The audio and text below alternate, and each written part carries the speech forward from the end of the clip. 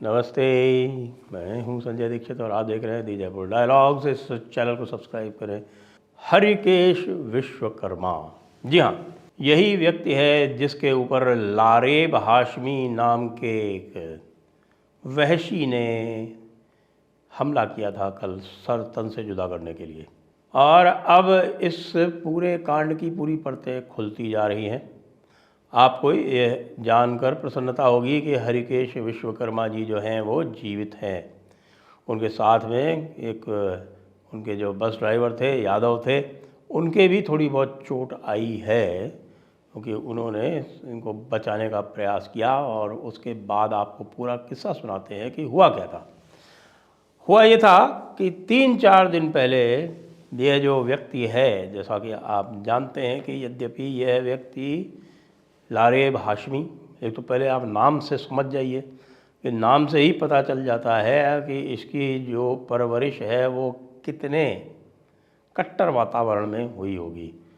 ऐसा नाम रखा गया है जो बिल्कुल ख़ास अरबी है और जिसको आप आसानी से, जो कोई सामान्य मुसलमान है वो भी नहीं समझ सकता कि भाई ये लारेब का मतलब क्या है। मैं भी बहुत ढूंढ ढांड के इस नतीजे पे पहुंचा हूँ कि लारेब का मतलब कहीं दूर से घुमा फिरा के मतलब होता है हक़, यानी ये क्या बोलते हैं उसको, दीन, कुछ भी कैसे भी होता है पता नहीं। आप लोग भी देख लीजिएगा, मतलब किसी को सही पता चले तो मुझे बता दें। तो ये जो लारेब हाशमी है, ये एक यूनाइटेड इंजीनियरिंग कॉलेज है, उसका छात्र है, फाफामऊ में रहता है। फाफामऊ जो है, यदि आप प्रयागराज गए हैं तो आप जानते ही होंगे, और जो लोग नहीं गए हैं उनको बता दें कि ये गंगा पार, यानी कि जो गंगा के ऊपर पुल है उसके तुरंत बाद है फाफामऊ। तो फाफामऊ से ये आता जाता था, ये अप डाउन करता था अपने कॉलेज को।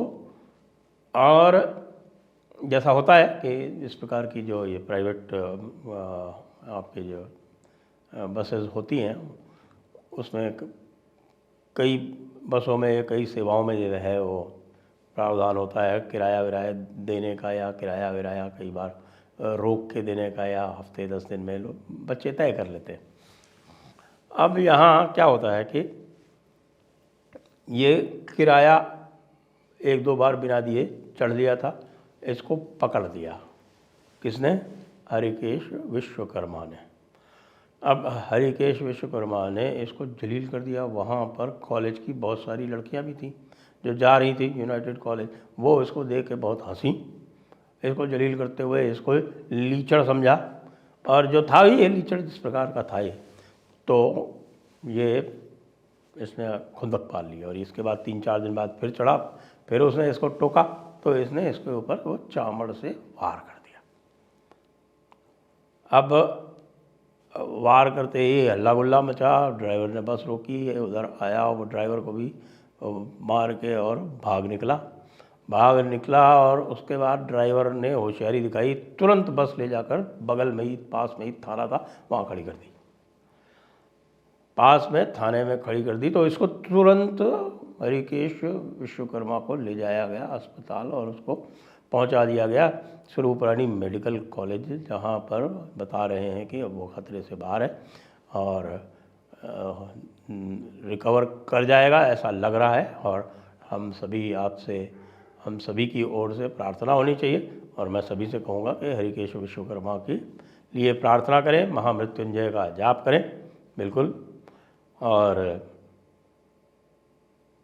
उसके बाद जो हुआ वो भी जानना अत्यंत आवश्यक है, क्योंकि उससे ये पता चलता है कि योगी जी की पुलिस और राजस्थान की पुलिस, या राजस्थान की तो छोड़िए, बाकी अन्य स्थानों की जो भी पुलिस है, जो पूरे देश में अन्य स्थान है वहाँ की जो पुलिस है, यहाँ तक कि महाराष्ट्र की पुलिस का भी यदि आप उदाहरण ले लें, तो महाराष्ट्र की पुलिस जो भी है वह ऐसे कामों में बहुत फिसड्डी साबित हो रही है। देवेंद्र फडणवीस जो हैं वो एक प्रकार के सेक्युलर होम मिनिस्टर साबित हो रहे हैं, उनसे संभल नहीं रहा है मामला। और महाराष्ट्र जो है वो देवेंद्र फडणवीस और उनकी, खास तौर से उनकी जो श्रीमती जी जो है, उनके कारण मामला फंसता चला जा रहा है। खैर वो तो आगे की बात है, आगे क्या होगा वो पता चल जाएगा लोकसभा चुनाव से। अब देखें कि इसको तुरंत धर दबोचा पुलिस ने, यानी ये वारदात है उसके 1 घंटे के अंदर अंदर तो इसको कर लिया गिरफ्तार। जरा आप राजस्थान से तुलना करें। राजस्थान में एक तो सबसे पहले तो जब उनके ऊपर हमला हुआ, हमले में कन्हैया लाल जी की जान चली गई। कन्हैया लाल को बचाने आसपास कोई नहीं आया, देखते रहे सब। यहाँ पर तुरंत उसको कंडक्टर का ड्राइवर ही दौड़ के आ गया, बाकी लोग थे उन्होंने भी बीच बचाव क्या किया, मतलब उसको रोकने का प्रयास किया, तो जान बच गई हरिकेश विश्वकर्मा जी की।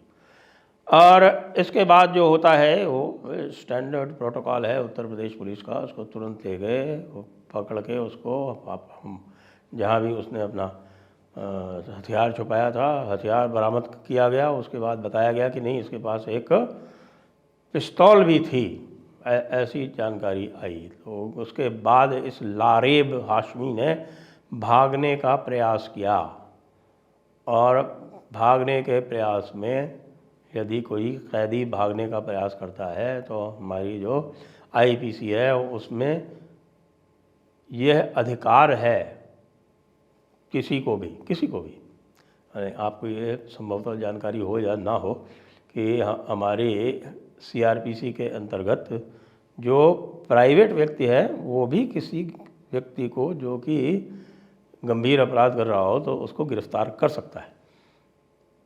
और यहाँ पर यदि कोई भाग रहा हो गिरफ्तारी से तो उसके ऊपर आप बल प्रयोग कर सकते हैं। ऐसा आईपीसी की धारा 97 से लेकर 106 में आप देख सकते हैं।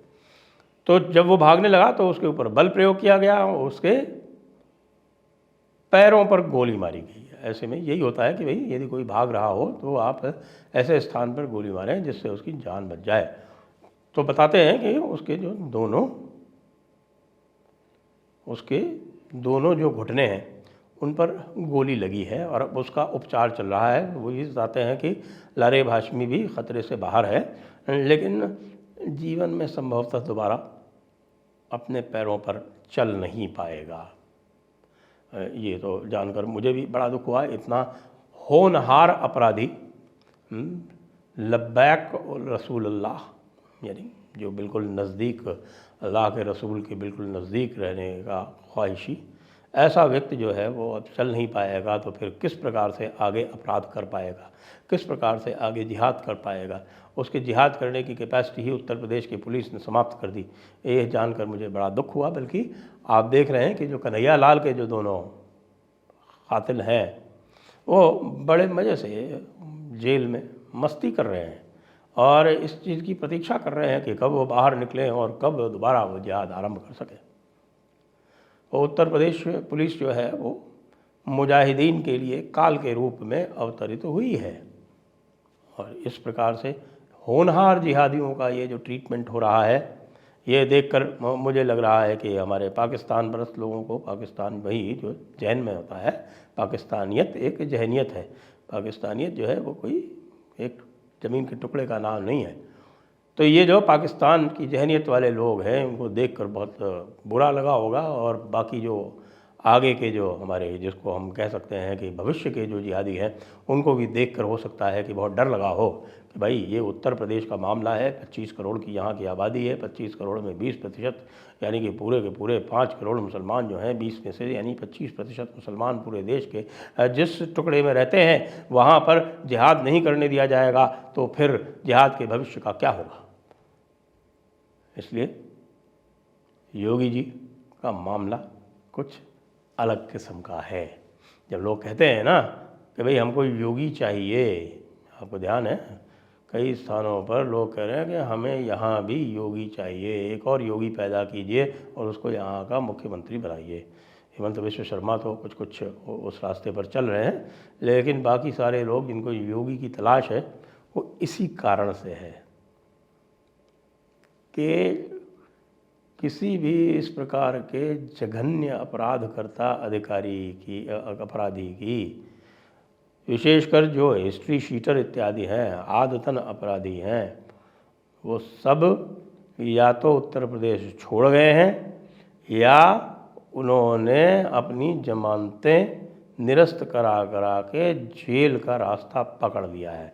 उनको लगता है कि वे जेल में ही सुरक्षित हैं, क्योंकि बाहर रहे और किसी प्रकार का अपराध किया तो पता नहीं, जान से तो ना भी जाए, क्योंकि जान से अगर चले गए तो खैर उनको क्या पता भी नहीं चलेगा, लेकिन यदि जीवन भर के लिए अपाहिज हो गए तो भाई इससे बड़ी कोई सज़ा हो नहीं सकती। इसलिए भाई हरिकेश विश्वकर्मा जी को हम पुनः अपनी शुभेच्छाएँ देते हैं, शुभकामनाएँ देते हैं। हमारे जो भी पुण्य प्रताप हों वो उनको लगे और वो वापस स्वस्थ हों। और हमारा जो होनहार जिहादी है उसको हम कहते हैं कि भाई अब तू जीवन भर इसी प्रकार से अब आगे चल के अब घिसटते रहना, वो अच्छा रहेगा। दूसरे जिहादी भी देखेंगे तो उनको भी प्रेरणा मिलेगी तेरे से। ठीक है।